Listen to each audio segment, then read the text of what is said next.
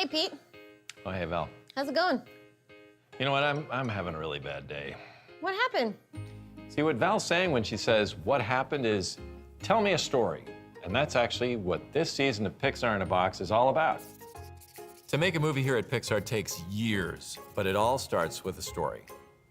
Humans have been telling stories since we could speak, probably even before. We tell stories around the campfire. We write plays, we write novels, short stories, we make movies, we take photographs, tweet to each other, the list goes on. The power of story is that it has an ability to connect with people on an emotional level. One of the things you hear all the time, this advice, is write what you know.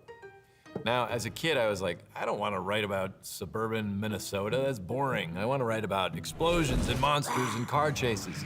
Well, what that actually means is, yeah, go ahead and write about monsters and explosions and car chases, but put something into it that talks about your own life, how you feel.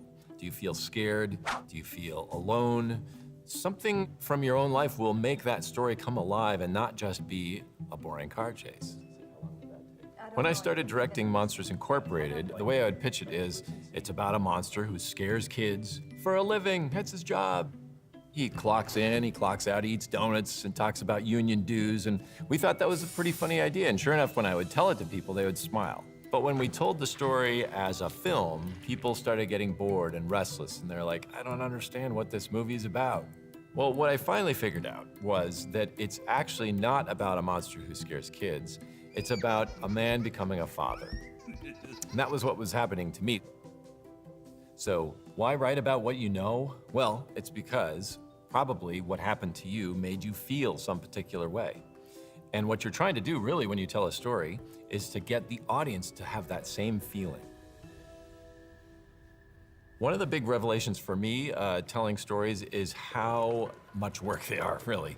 I always thought you'd just tell the story once and it would be perfect, and geniuses like Walt Disney or Miyazaki, this brilliance comes out of their head once and there it is.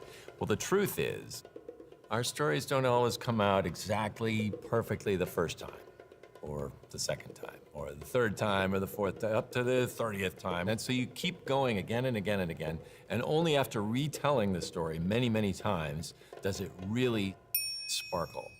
This season of Pixar in a Box is about how we at Pixar tell our stories, in hopes that it will inspire you to tell yours.